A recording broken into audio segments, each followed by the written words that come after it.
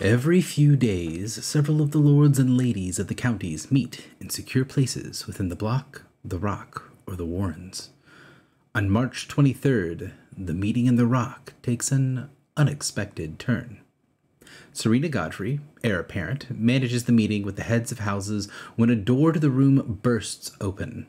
A guard rushes in and scampers to the stage towards Serena. She turns to him, obviously furious at the interruption.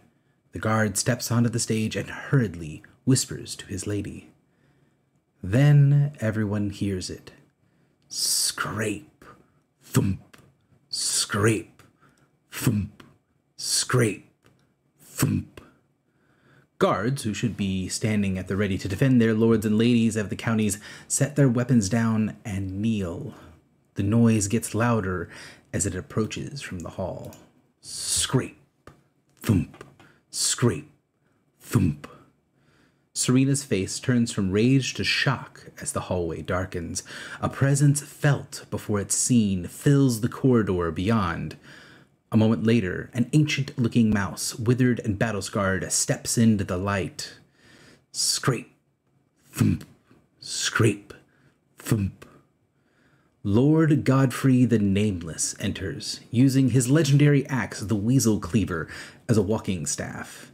Its head throws up sparks as it drags, the enchantment on the weapon reacting to the enchantment on the stone floor. Serena rushes to her father's side while several of her sisters appear from the crowd to help. They cluster around their Lord Father, attempting to get him to sit. Enough! Lord Godfrey's raspy voice cuts through his daughter's pleading. I am still Lord of the Rock, and I will be heard. Serena waves the others away and escorts her father up to the stage, holding his left arm carefully as his right arm drags the massive axe across the floor, still spitting sparks. Godfrey turns to the room. Dozens of crisscrossing scars stand out brightly on his nearly bald body. I was raised wrapped in blood so my children could be raised wrapped in silks. I don't regret what I've done, but when some things need to be done, they need to be done. Regardless of the omens, regardless of the risks. Baron Glossu took my battle brothers from me during the Great War. I was not able to bring the bastard down, and even now, he is beyond my reach.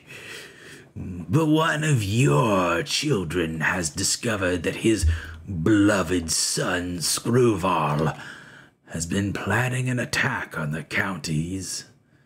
This has brought him away from the Veronese. He's vulnerable. Our chance to strike is now. We bring war to them before they can bring it to us. Lord Godfrey pauses a moment as his skin glows with power. I will have some part of my vengeance before my bones go to rest. A chorus of ancient battle chants echoes from the enchanted stones of the chamber. The terrible rage of Godfrey Battleborn ripples through the crowd. In 5 days, I will lead whoever is brave enough to set out a feast for the butcher birds. His right arm, which was frail and thin just a moment ago, bulges with muscle as he lifts Weasel Cleaver and presents it to the crowd. And if any of your children or your children's children bathe themselves in weasel blood and proves themselves worthy, I will pass my vengeance and my axe to them, so that this day will be the beginning of Baron Glossu's last dark days. Lord Godfrey swipes the axe in a lazy one-handed arc over his head, and then he lays it to rest on his shoulder. He walks out of the room. The rumbling battle chants of his fallen soldiers radiate from him like light from a torch made of angry, old ghosts.